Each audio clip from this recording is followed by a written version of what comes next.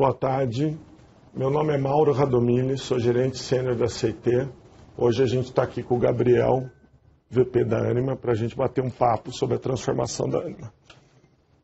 Boa tarde a todos. Boa tarde, Mauro. Em primeiro lugar, muito obrigado pelo convite. Agradeço demais o espaço cedido pela CT, para contar um pouco da nossa história, e a HSM também por promover esse tipo de encontro. Antes da gente começar, deixa eu só contar um pouquinho quem é a Ânima, dado que a gente está falando aqui com um monte de gente pela internet.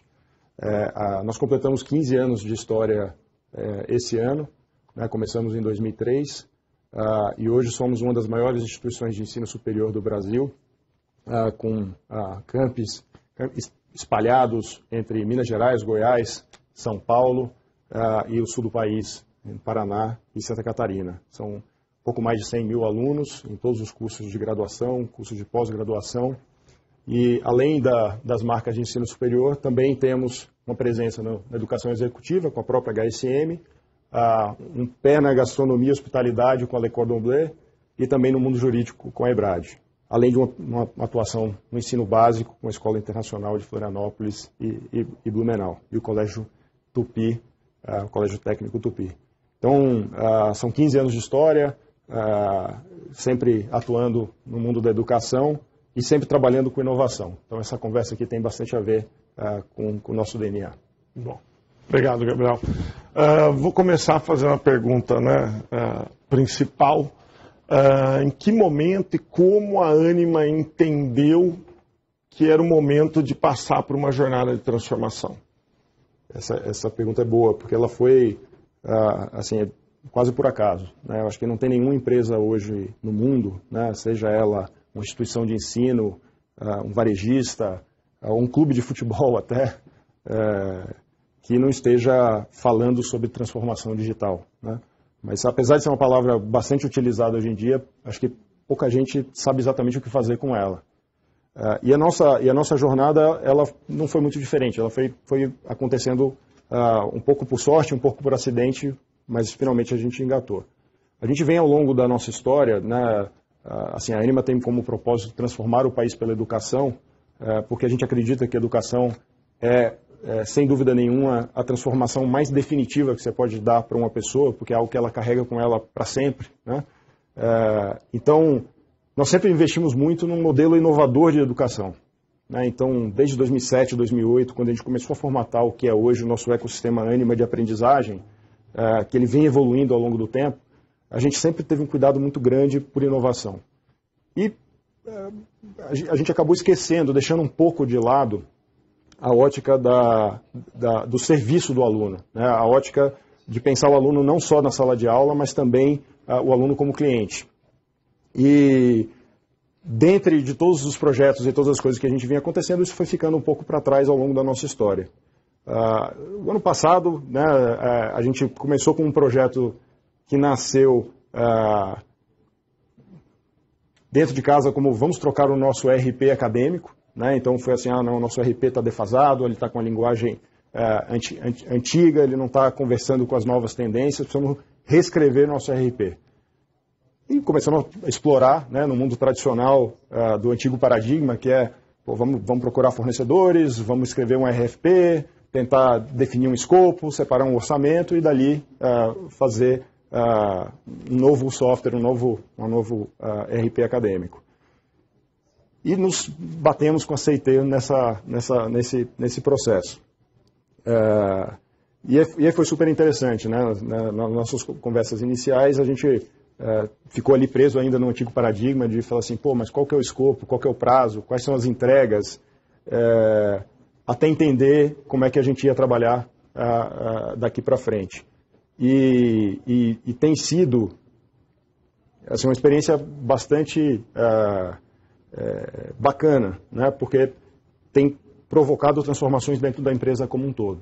A gente, de fato, percebeu que precisava mudar não só o software, não só a ferramenta, mas toda a cultura da empresa, toda a forma de trabalhar.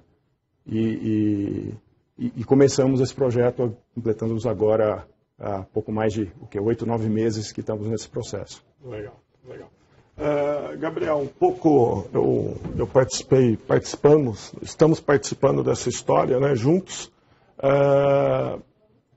Essa transição entre entender que não era um desafio técnico, né, e era um desafio maior de transformação, onde tem alguns fatores aí um tempero bem complicado, cultura, pessoas, né? Você lembra de algum ponto que foi o breakpoint, o ponto de virada? Não é tecnologia. Eu gosto muito da sua expressão, aliás, parafraseando você, tecnologia não é mais uma área, tem que ser uma competência de todos da empresa. Né? Exatamente. Eu acho que assim, o primeiro estalo deu quando a gente se deparou com a forma de contratar. Né? Então, de novo, voltando lá no paradigma antigo, escopo, orçamento, prazos, entregas claras, a gente percebeu que a gente precisava muito mais criar competências para ir atacando os problemas de pouco em pouco, ao invés de tentar resolver tudo de uma vez só. Isso é muito difícil, porque as empresas estão hoje preparadas para trabalhar dentro do paradigma antigo. Então, o primeiro desafio foi se convencer, né, e eu brinco, né, eu falo que foi quase um exercício de fé no primeiro momento, porque a gente estava alocando ali um volume considerável de recursos para o projeto, e a todo momento a gente recebia a pergunta, mas quando é que fica pronto? Qual que é o prazo?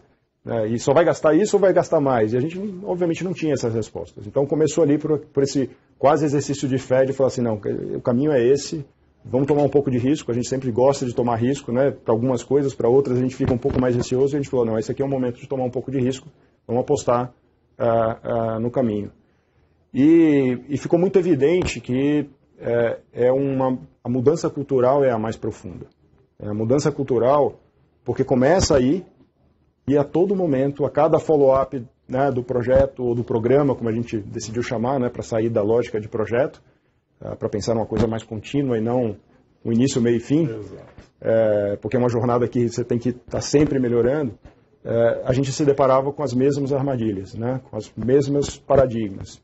Então, eu acho que assim, a partir desse estalo inicial, pouco a pouco, a gente está conseguindo contaminar o resto da Ânima, né, começando pelo time de liderança, para perceber que o caminho é um pouco diferente, a forma de fazer é um pouco diferente.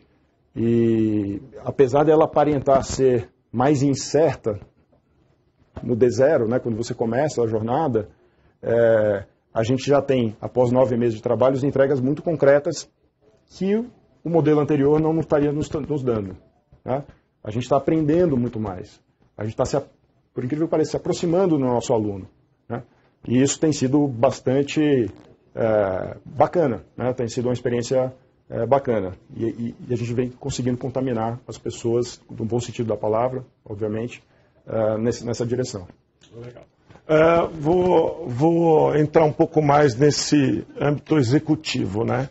Na sua visão, qual que é o papel do executivo nessa jornada de transformação?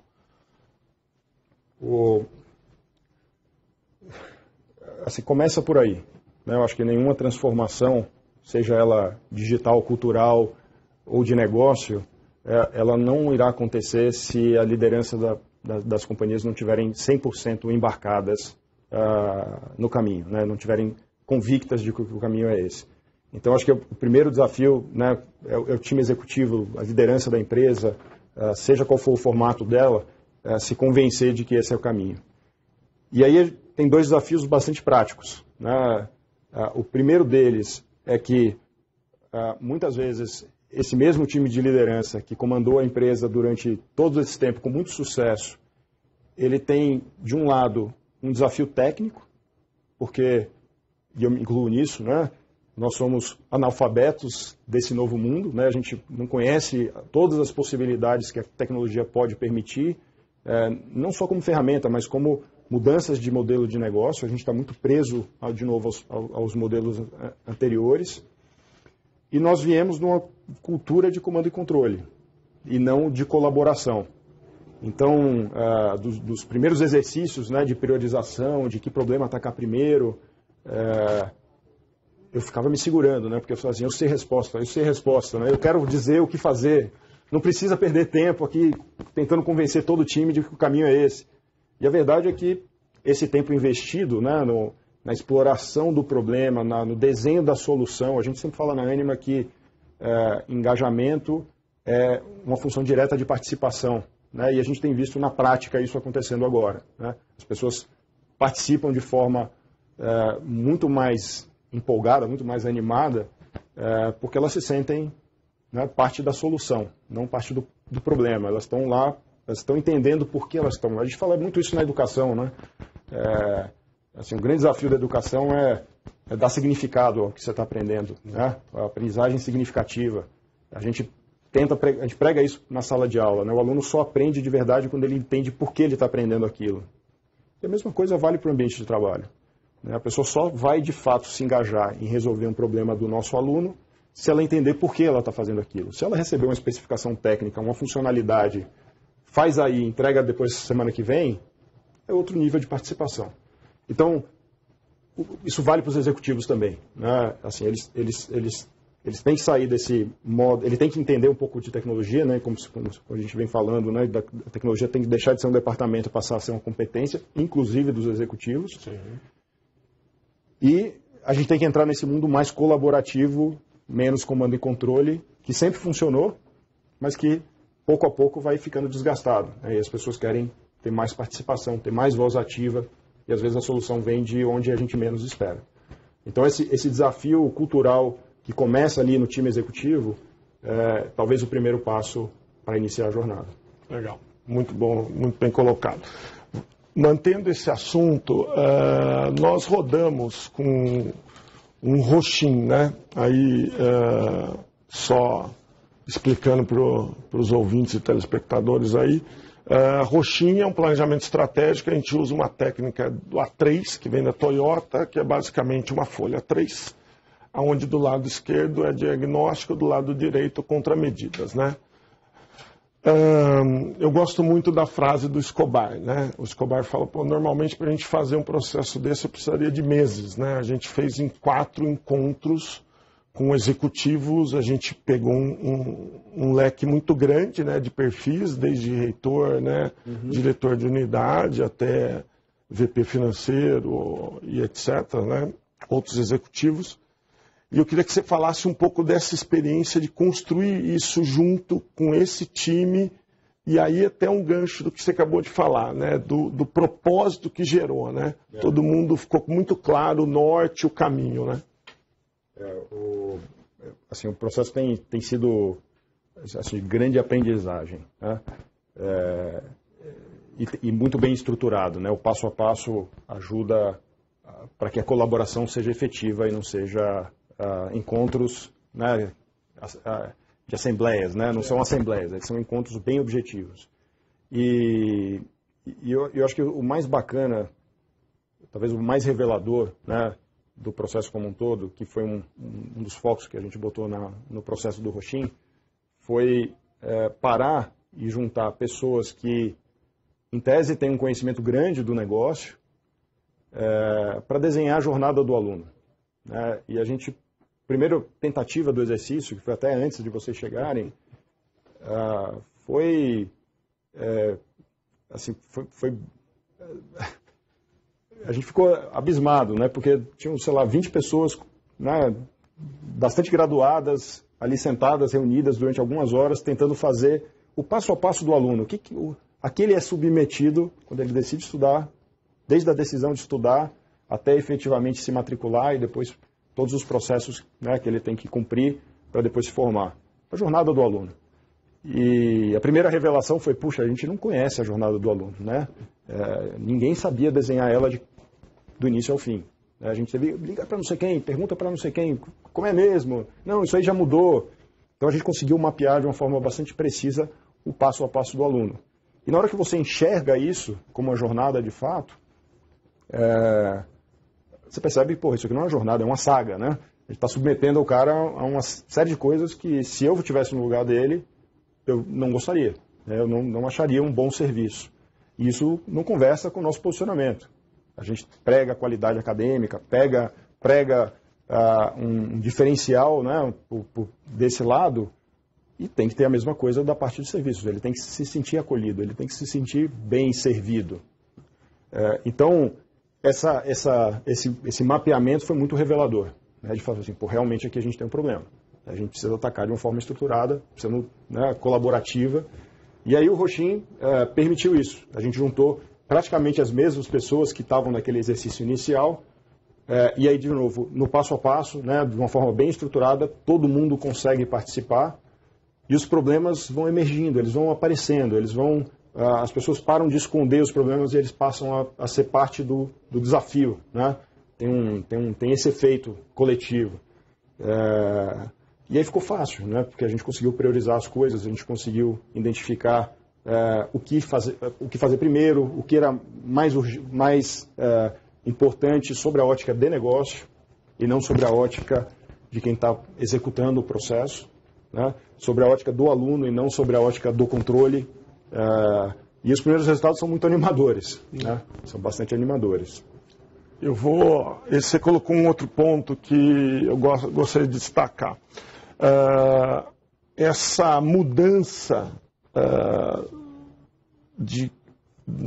na perspectiva da Ânima de colocando o aluno no centro das decisões.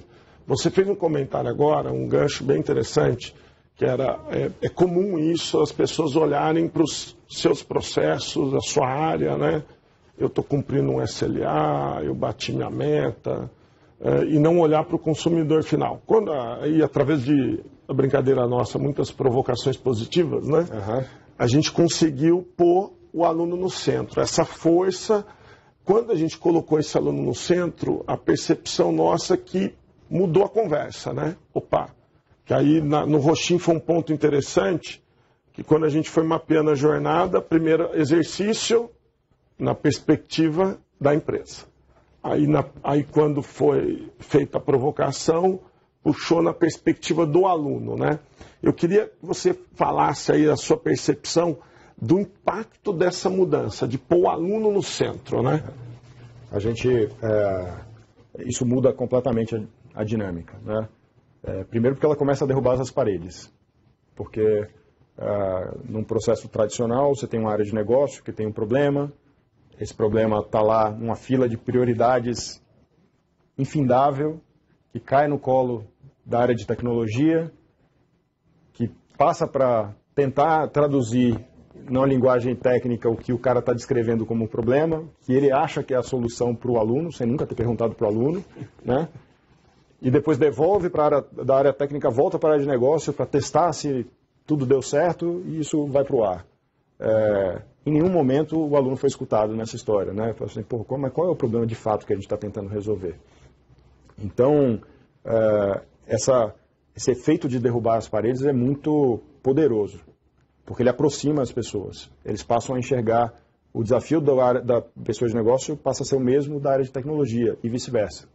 A área de tecnologia já não tem mais, ele não está mais sendo controlado pela produtividade ou só controlado pela produtividade da codificação. Ele está sendo controlado pela satisfação do aluno, pela conversão de matrícula, pela retenção do aluno, pela velocidade de resposta de um determinado assunto, negócio.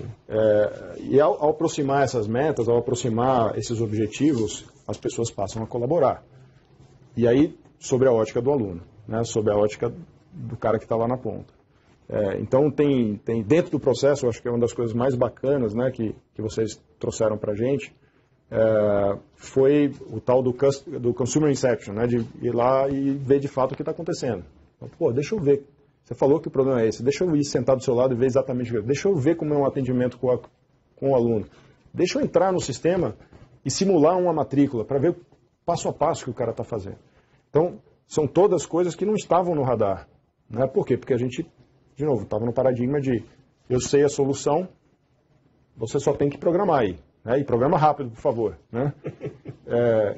E passa a ser um objetivo comum. Né? A gente passa a definir melhor o problema e com isso vai reduzindo os lead times, né? Que é uma coisa super relevante, que esse é outro fenômeno assustador, né? Que quando você para medir o tempo entre uma ideia gerada e ela de fato virar realidade lá na ponta, são prazos assustadores, né? Significativos, né? E isso é que gera aquele estoque que nunca se termina, né? Que gera aquela fila de prioridades que é sempre o drama de todas as áreas de tecnologia. Como gerir a demanda cada vez maior, porque hoje não tem nenhuma solução de negócio que não passe por tecnologia. Absolutamente não tem nenhuma, né? Você fala assim, eu quero melhorar tal coisa. Opa, em qual sistema a gente vai mexer? Não tem mais nenhum processo que não dependa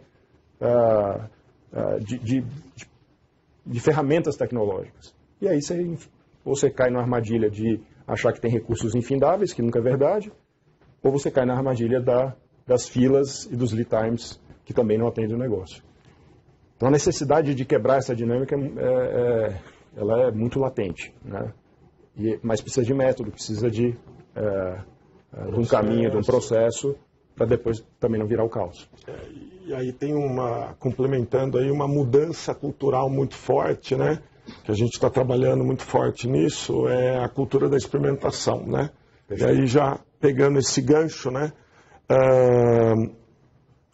A gente teve aí nesses primeiros meses de jornada de transformação, você visualiza algum impacto real da transformação já para o negócio, impacto de negócio?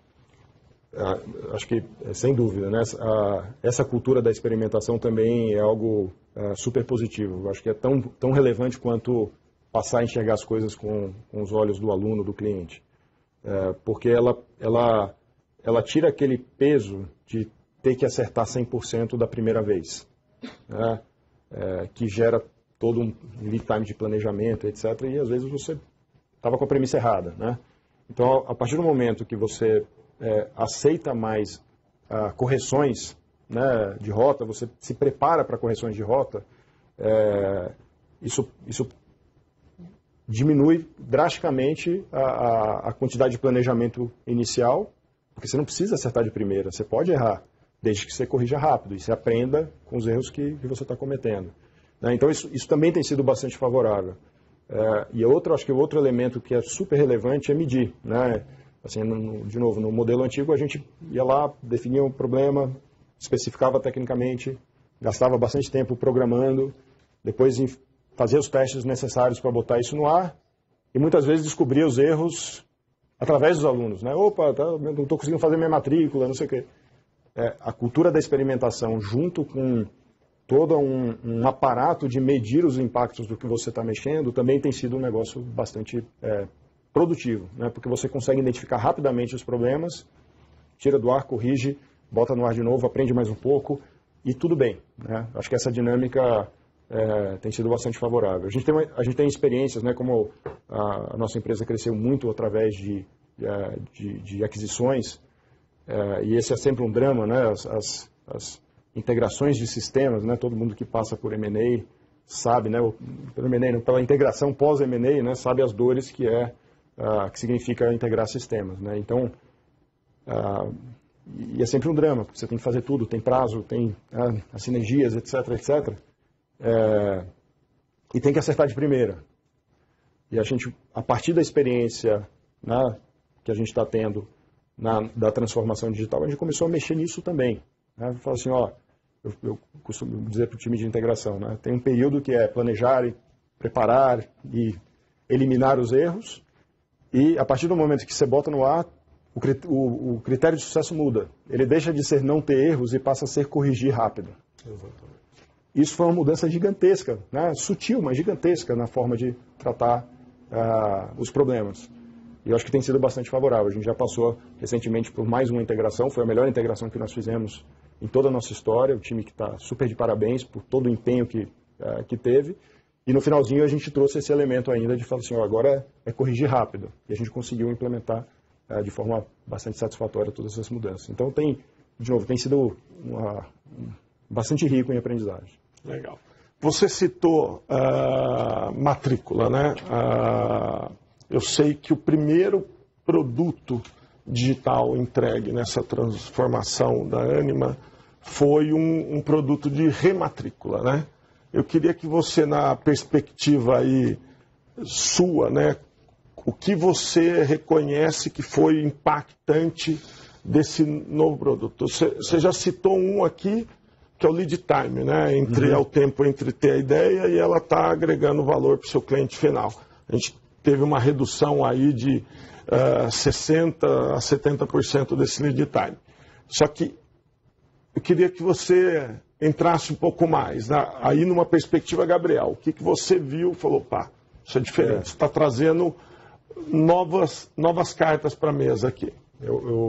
Quando a gente fez o processo de mapear a jornada e identificar as maiores dores do aluno, foi evidente para todos, né, que estavam participando do processo que o evento rematrícula era um evento traumático, né?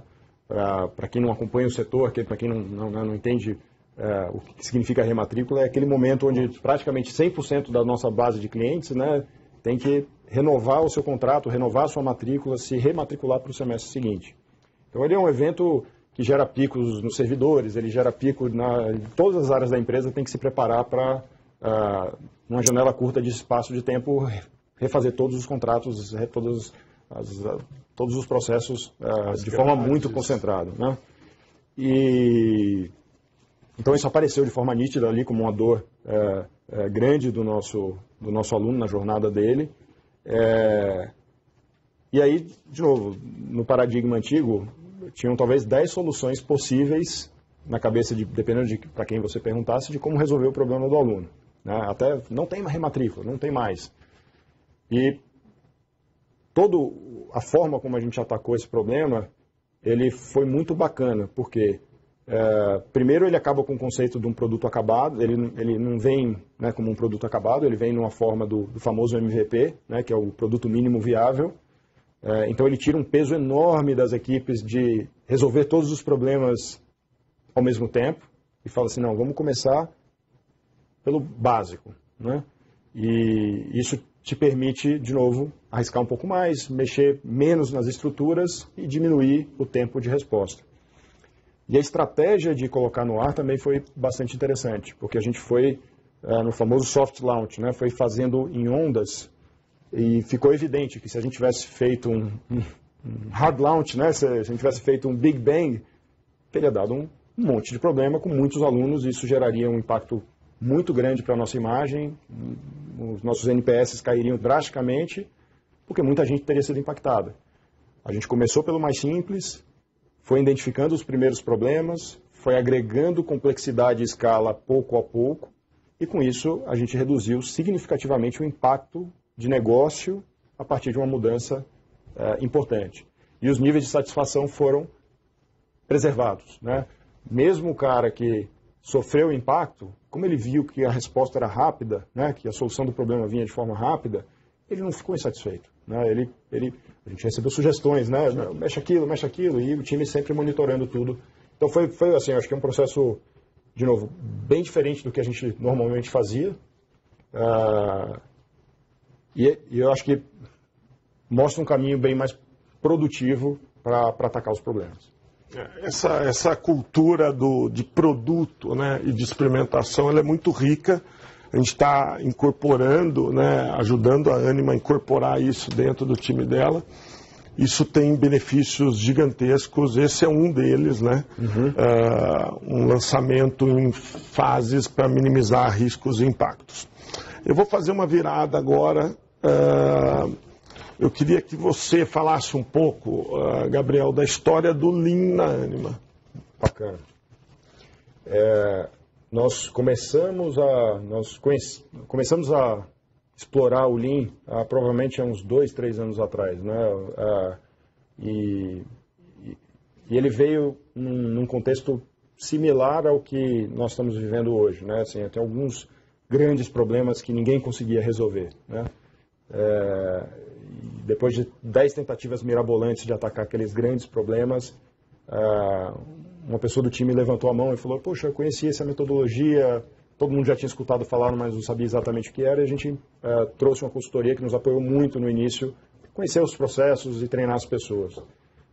E a cultura Lean ela é muito bacana, porque ela traz o elemento de buscar a causa raiz, né, de analisar os dados para entender qual é o problema de fato, né, que a gente tem que resolver, ele traz um alinhamento muito grande para todos vejam o mesmo problema, né, e não cada um esteja vendo o seu problema dentro daquele macro processo.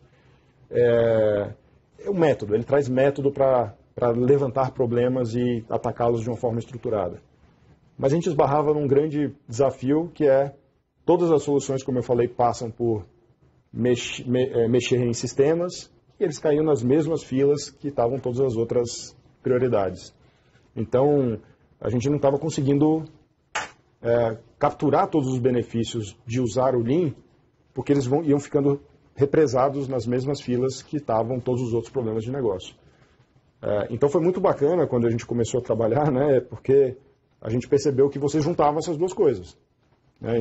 Então a gente falou, pô, tem uma metodologia Lean aqui que a gente já conhece, já vem explorando, e pô, não só isso, mas eu vou plugar uma nova forma de resolver os problemas de tecnologia junto com isso. Pô, aí casou, acho que caiu como uma luva. De novo, a gente está no início do processo, né? A gente ainda não pode cantar vitória, né? Porque ainda não passamos pelo desafio de escalar todo o processo, mas, de novo, os resultados iniciais são muito bacanas. Falando agora, pegando o seu gancho em resultados, né? Hoje, quais são, na sua visão, os principais impactos do programa, né, de transformação? E depois eu queria que você emendasse numa perspectiva o que essa jornada de transformação impactou o Gabriel. A gente tem feito, né, um trabalho também legal de comunicação do processo, e eu acho que assim, o primeiro resultado é, eu sinto que a gente tirou todo mundo da zona de conforto. O crescimento está fora da zona de conforto. A gente tirou todo mundo da empresa da zona de conforto, mas de uma forma positiva, né? Porque as pessoas estão enxergando essa nova forma de trabalhar e estão desejando estar, né, fazer parte. Né? E, obviamente, a gente tem que ir passo a passo, mas ela vai gerando uma ansiedade positiva de, pô, eu também quero isso aqui. É a minha vez, né? E não só nas equipes, né? Eu acho que em todas as camadas da organização, inclusive no time de liderança. Então, eu acho que esse efeito de tirar as pessoas da zona de conforto é muito positivo, né? Ainda mais pelo ambiente macro que nós estamos vivendo, né? Os desafios de negócios em todas as indústrias estão aí, e ninguém pode estar acomodado, ninguém pode estar preso aos paradigmas antigos. Então, eu acho que esse é um resultado bastante efetivo. A gente de fato reduziu os lead times, né? A gente de fato, como você falou, a gente reduziu bastante o lead time das primeiras entregas e já temos um cronograma aí de novas entregas bastante ambicioso, né? E eu estou contando que a gente vai conseguir cumprir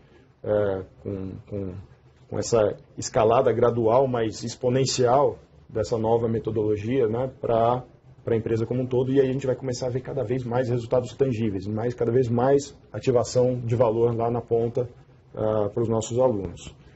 E acho que final, e aí, assim, mais no âmbito pessoal, acho que esses últimos 12 meses têm sido de grande aprendizado também, né? Eu sempre tive envolvido com a área de tecnologia, mas de uma forma bastante indireta, né? Assim, muito no paradigma de uma área de tecnologia voltada para a prestação do serviço, né, do centro de serviço compartilhado, etc. E aí eu tenho acordado, né, como executivo, como empreendedor, como você quiser chamar, para o fato de que tem um novo mundo aí, e as empresas que não perceberem que precisam caminhar nessa direção vão ficar para trás, né? E não é um caminho óbvio, não é fácil, mas eu acho que ele traz grandes retornos, se bem implementado. Então ele tem sido de grande aprendizado, né, de perceber essas novas tendências, essas coisas que estão acontecendo e conseguir alinhar a organização para caminhar nesse sentido. Então, acho que tem sido muito bacana participar de todo o processo. Legal. A gente citou aqui no começo do papo, em outros momentos você comentou também, essa etapa de entender a dor do aluno, né? Porque estamos aqui, existimos por ele, né? A gente quer ativar valor para ele. a gente aplicou muito do design, né? Do design thinking, da cocriação. Hoje você considera que isso tem que ser uma competência incorporada por todos, aí fazendo gancho até da tecnologia, não é mais um departamento, é uma competência.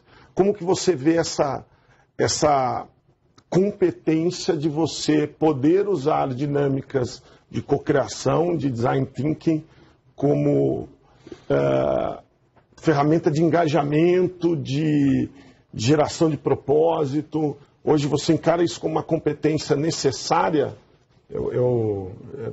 A gente fala, de novo, né, fazendo um paralelo com o nosso core business, que é a educação, né, a gente falou de aprendizagem significativa, a gente fala de metodologias ativas na sala de aula, né, que não é mais uma educação conteudista, e sim você busca o conteúdo quando precisa e aplica ele, e aí sim você tem um aprendizado diferenciado. Então a gente prega todos esses conceitos na sala de aula, mas a verdade é que eles se aplicam também no ambiente de negócios. A gente falou aqui mais cedo, né? Assim, a participação é função direta o engajamento é função direta de participação. Se as pessoas, de novo, entenderem o problema, né? Saber o significado ao trabalho delas, né? O que a gente está aqui para resolver, né? Elas estão participando da solução. E aí as ferramentas de cocriação, de design thinking, elas são nada mais do que metodologias ativas, né? Elas são formas de você extrair a inteligência coletiva de uma forma organizada. Se você simplesmente perguntar e pedir para cada um dar uma solução, nenhuma delas individualmente vai ser melhor do que a que sair coletivamente construída a partir de um processo. Então, a gente começou utilizando essas metodologias aqui dentro do programa do que a gente chama do J2A, né, do Jornada do Aluno Ânima, mas a gente já vê pessoas que participaram da dinâmica tentando replicá-las, né, em outras frentes. E que às vezes não tem nada a ver com a tecnologia em si, né? Então já começaram a disparar uma série de processos. A gente tem encarado também todo esse trabalho com vocês como uma forma de absorver know-how, né? E eu acho que faz parte do processo. Assim, a gente não pode criar uma dependência eterna de ninguém, né? A empresa tem que estar sempre absorvendo competências, mas não tem nenhum problema de trazer alguém para perto e aprender com ela e a partir dali sair replicando.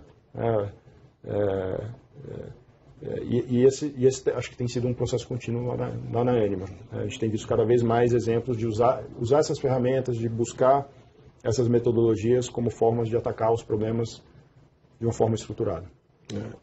Eu sou suspeito, eu acho extremamente poderoso a aplicação dessas técnicas no dia a dia, né? Você falou uma coisa bem interessante agora, Gabriel, que é aprender, né? A Ânima aprender, não ter aí a brincadeira que a gente chama bola de ferro, né? Uhum. Isso é um pouco contraditório com o que outras empresas aplicam no mercado em relação ao processo de transformação, que é o playbook, né? O checklist. A gente tem uma relação um pouco diferente, a gente acredita muito no in-source, né? Que é estar junto com vocês ali no dia a dia, e descobrindo junto, aprendendo junto, e com essa transferência de conhecimento. A gente chama essa etapa, né, de polinização, né? Uhum. Inicialmente começa com times C&T, começa a transferir essa cultura, começa a criar um processo de polinização. Eu queria que você explicasse um pouco esse processo e em que momento que a gente está dele, né? A gente está, como eu falei, a gente está dando os primeiros passos, né, para dar mais escala e velocidade a todo o aprendizado que a gente acumulou até agora. A gente começou, como você disse, com um time quase que exclusivo da C&T, mas com algumas pessoas ali, né, taticamente ou estrategicamente colocadas para absorver conhecimento. Todo o processo muito participativo, né? Então ele não é um projeto da área de tecnologia, ele é um projeto da empresa, né? Então tem muita gente de todas as áreas de negócio participando, e aí o passo a passo disso é ir transferindo parte desse conhecimento, montando times mistos e, na nossa visão, né, ganhar independência para poder fazer sozinho. Eu acho que esse é o caminho, né? tem um pouco de frustração no início do processo, né? Não é frustração, é um pouco de ansiedade, é a palavra certa, porque você, no início, tem um sentimento de que está andando numa velocidade um pouco menor do que poderia, do que deveria, sei lá. Mas eu pelo menos enxergo uma curva bastante exponencial, né? A partir do momento que a gente tiver mais pessoas capacitadas para aplicar essa metodologia, a gente vai, de novo, contaminando, polinizando, né, e espalhando essa competência, e aí a tecnologia, ou a metodologia, ou a forma de resolver os problemas vai deixando de ser um projeto TI e passa a ser uma competência espalhada. Então, eu acho que a gente está exatamente nesse ponto, né? A gente está começando esse processo de escalada, usando a metodologia de vocês, o camp by camp, né? Acampamento a acampamento, a gente não vai escalar a montanha num dia só, mas, de novo, tendo bastante disciplina para ter certeza que você está atingindo cada uma das etapas. Ótimo. Só contextualizando o pessoal, o Camp by Camp a gente usa de uma técnica que é a OKRs, né? Objective Key Results, né? E a gente define por quarter as metas, né? Como a gente vai medir o atingimento dessas metas, e depois a gente define o próximo quarter, e assim vai. A gente desenhou um objetivo que a gente chama do Summit, né? Que a gente quer chegar, mas a gente já não fez o roadmap completo, né?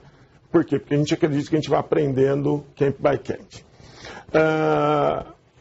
Agora, uma pergunta trick.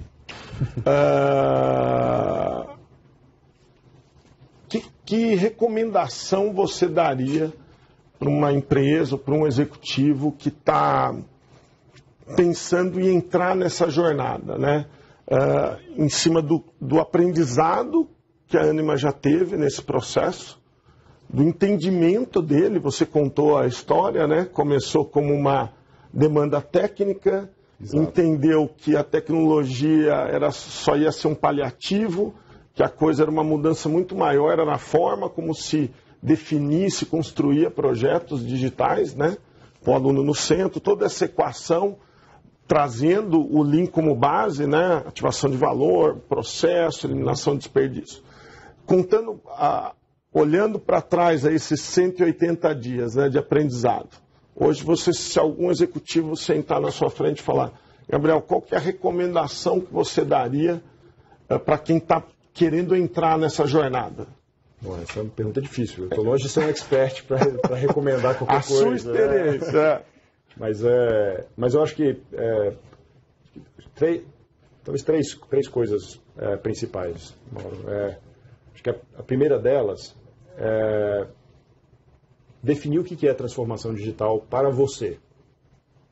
Essa é uma palavra que, de novo, está sendo extremamente utilizada e ela pode significar qualquer coisa. Né? Ela pode significar ir para um e-commerce, ela pode significar fazer marketing digital, ela pode significar mil coisas. Né? E provavelmente nenhuma delas individualmente é, de fato, uma transformação digital. Então, ter clareza sobre o que você está definindo como uma transformação digital, talvez seja o primeiro passo. Né? A gente tem, talvez simplisticamente, reduzido a transformação digital dentro da Anima a botar o aluno no centro. Né? A frase que você disse aqui agora há pouco, né? Fazer com que a tecnologia deixe de ser uma área da empresa e passe a ser uma competência. Né? Então ela tem que estar espalhada, as áreas têm que ter um conhecimento mínimo de tecnologia para poder utilizá-la de forma efetiva, né? Em problemas de negócio e não problemas só técnicos. E por último, nos tornarmos uma empresa mais data-driven. Né? Então a gente tem, se a gente conseguir, isso provavelmente é pouco para chamar de transformação digital, mas ela é suficiente para o momento que a gente está, para o grau de maturidade que a gente está nesse momento. E a gente fez uma escolha também de iniciar a transformação pela parte de serviços da Anima e não pela sala de aula em si. Né? Aqui tem mais benchmark, tem mais coisas, tem mais caminhos trilhados que a gente pode simplesmente percorrer mais rápido, né? O mato está mais alto. Né? Então a gente escolheu começar a transformação digital por essa veia, por usar o fio condutor da jornada do aluno Anima como o ponto de partida. Certamente essa definição nossa vai evoluir ao longo do tempo, é natural, mas só falar em transformação digital, né, é muito amplo, muito vago, as pessoas não necessariamente vão se conectar a isso. Então a gente tem tentado definir de uma forma um pouco mais estreita para que as pessoas entendam exatamente o que a gente está falando. E ela é ampla o suficiente para não só falar com a área de tecnologia, falar com a empresa como um todo. Então talvez essa seja, acho, a primeira recomendação. A segunda, faça o exercício de desenhar a jornada do seu cliente, né? É extremamente revelador, né? É assustador, e ela coloca as coisas em perspectiva, né? Então, e ela gera o engajamento necessário, a empatia com o cliente, ou no nosso caso o aluno, a ponto de mobilizar de fato as pessoas, né? Porque você faz aquela pergunta: poxa, se eu estivesse sendo submetido a este processo, como eu me sentiria? É muito revelador. E nós, executivos, né, pessoas que estão na liderança de áreas ou de empresas, a gente se afasta disso, né? Às vezes a gente tem pouco contato com o aluno, com o cliente, com a linha de frente das empresas, né? E aí você perde um pouco desse tato, você perde um pouco da sensibilidade sobre quais são os problemas reais que precisam ser resolvidos. E eles estão normalmente lá na ponta, né? O resto é consequência, eles nascem lá. Então faça esse exercício de desenhar a jornada para que todo mundo, né, crie aquela empatia e consiga identificar onde é que as dores de fato estão.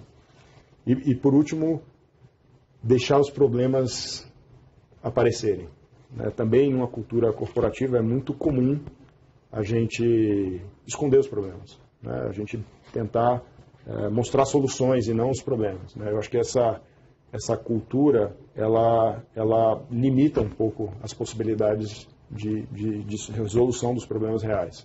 Então, não ter dificuldade de botar o famoso bode na sala, né? Coloca ele lá. Todo mundo olhar para ele, sentir o cheiro dele, e uma vez, né, internalizado, agora a gente vai resolver. Tem o Bruno, né, que você conhece, que trabalha, né, que está assumindo agora como o diretor de transformação digital da Anima. Ele tinha uma brincadeira que era, uma vez ele me disse há muitos anos atrás, e eu sempre uso, né? Ele falava assim: ó, tem um problema, vamos rodar a roda da culpa. Aí rodava uma caneta, encontramos o culpado, agora vamos discutir a solução.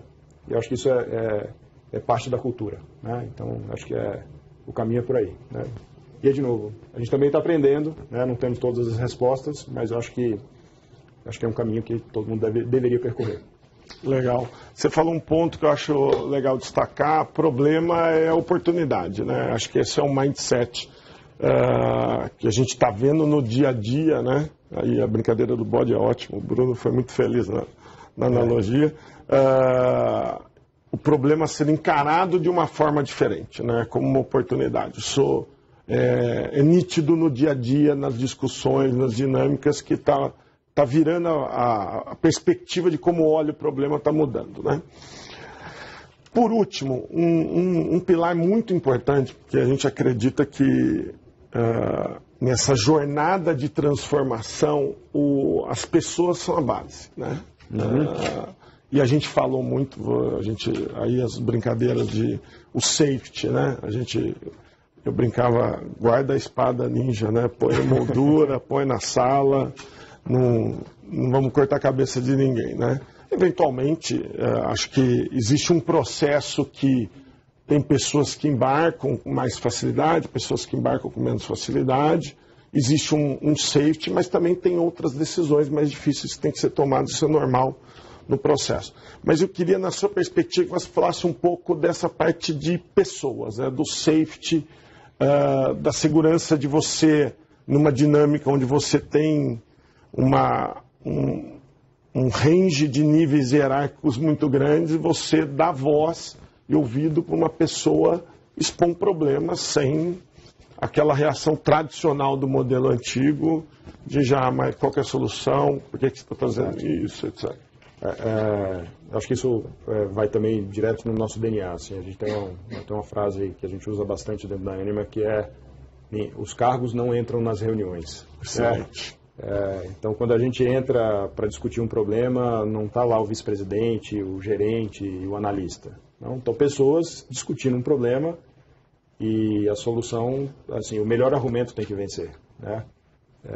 E aí o melhor argumento tem que estar bem lastreado em dados, né, para que não fique uma conversa de opiniões, porque na ausência de dados a opinião mais bem paga da sala normalmente vence a conversa. Ou quem tem o gogó melhor, né?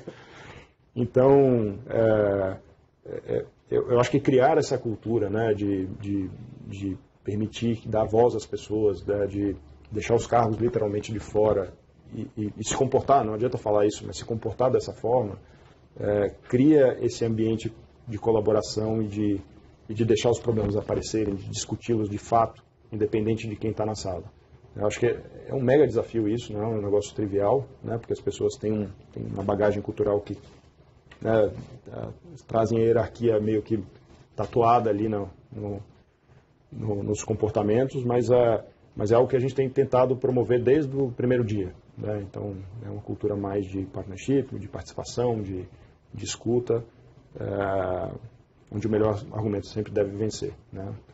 Então, acho que faz parte da cultura, né? Se você vai entrar num ambiente colaborativo, você tem que criar essa ambiência para que as pessoas, de fato, se permitam participar. Colaborem. Né? Exatamente. Inteligência coletiva, né? A gente acredita muito nisso. Pessoal, a gente agora vai responder algumas perguntas aqui do nosso chat. Eu vou pedir ajuda do Gabriel. Vamos lá. Gabriel, esta forma colaborativa que você menciona, como vocês conseguem fazer a gestão disso? Como fica a experiência do usuário? Meu entendimento aqui é como a Anima está usando esse trabalho colaborativo para a gestão e olhando para o usuário, no caso o aluno, né? A gente, assim, um dos grandes desafios, até pessoalmente, né, quando a gente começou a encarar essa metodologia ágil com decisões descentralizadas e colaborativas, assim, uma das principais dúvidas, né, eu ficava te perturbando na hora, né, pô, mas como é que a gente garante que não vai sair uma colcha de retalho do outro lado, né? Se cada um começar a dar uma solução diferente para as coisas, como é que essas coisas se conectam e se integram? Então, assim, pouco a pouco, a gente vem percebendo de que o espírito é esse, é descentralização, é dar autonomia aos times para a resolução dos problemas, mas a partir de um arcabouço técnico bem amarrado, né? Uma arquitetura bem pensada, né? Uma unicidade de experiência, né? Pegando a pergunta específica aí, que traduza a identidade da empresa, né? Que tenha uma identidade visual compatível com o resto. Então, ela é uma autonomia para a solução de problemas, mas a partir de algumas premissas que estão previamente mapeadas e pactuadas entre os times para que, de fato, não vire uma coxa de retalho. Então, acho que isso acho que vale tanto para soluções técnicas, né? Ou seja, que tipo de tecnologia, que tipo de solução você vai dar tecnicamente para as coisas que estão sendo desenvolvidas pelos diferentes times. Vale para garantir uma experiência uniforme, né? Ou seja, com um padrão desejável, né? de qualidade, você não quer entrar num prédio e cada sala está decorada de um jeito. Exatamente. Né? Então, acho que não só a experiência daquele microserviço, mas a experiência como um todo do cara tem que estar pensada. Então, a gente tem trabalhado, né, na montagem dos times, preservando com esse cuidado, né, tanto sobre o aspecto técnico quanto sobre a experiência do usuário. Legal. Podemos dizer também que isso tem a ver também com a estrutura por fluxo de valor, né? Quando a gente organiza aí, o Gabriel foi muito feliz no comentário, os silos, né? Quando a gente começa a quebrar essas barreiras e organizar os times por fluxo de valor, pensando no usuário, no nosso caso o aluno, você responde essa pergunta aqui, né? Porque está todo mundo com o mesmo propósito, você elimina essa colcha de retalhos, né?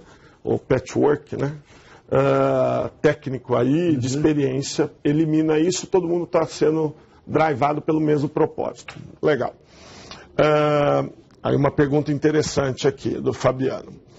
Como a área de People pode aprender com esses contextos de transformação digital? A gente falou um pouco de People aqui, acho que dá para aprofundar mais aqui. a gente,